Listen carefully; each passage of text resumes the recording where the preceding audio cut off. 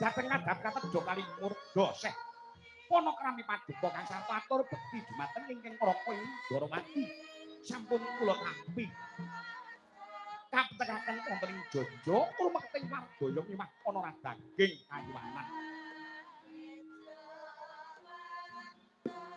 Monggo dipun prayogaken ing sami pinarak enggah. Matur nuwun ya. Karaos boten kirang prayog tiyangipun ingkang menapa ing Dwaraka Ngadyantara Kyai. Sepisan praptanipun ingkang Raka Indrawaka tumanduk wonten negari Ngastina tilik kayuwanan kang sarta karajan. Ingkang angka kalih ngaturaken alam tembung lawas. Oneng menika tejun kangen ingkang angka 3. Mbok menawi Yayi Prabu Duryudana sampun mangertos. Kula minangka dados duta mungkasi srana pedamen ing antawisipun para Pandhawa tuwin para Kurawa Yayi. Kalenggan samangke kula suwun kanthi jembar ing manah. Kula suwun mulunging penggalih jengandika Yayi Prabu Duryudana. Mbok menawi para pinisepuh asring paring dawuh, para mintuna, para sarjana nate paring mangandika yen to kawibawan tumraping Nalendra utawi pimpinan menika ing antawisipun Lati lan Makarti kudu nyawiji, tegese apa sing diucapke kedah kababar ing kasunyatan. Kula aturi ngemot-emot lakon ingkang sampun kepengker Yayi.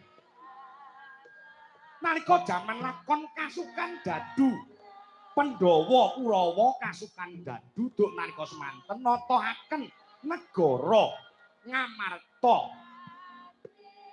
Ewanipun para Pandhawa kaseser ing kasukan dadu kala wau kedah nglampahi dados tiyang buangan. Jroning 12 taun utawi 12 warsa. Dadi wong buangan wonten telenging mana Kamyaka dipun lajengaken setunggal taun umpedan wonten salah satunggaling negari. Awit anggenipun nebus para Pandhawa kasor kasukan dadu duk nalika semanten. Nanging menika wonten perjanjian ingkang sampun kaserat. Wonten perjanjian ingkang sampun kaserat ingkang minangka dados buktinipun wonten mriki ngandharaken kalamun para Pandhawa lulus Raharja dadi wong buangan 12 taun lan umpedan jroning setahun wonten salah satunggaling negara boten kadenangan dening para Kurawa lan telik sandinipun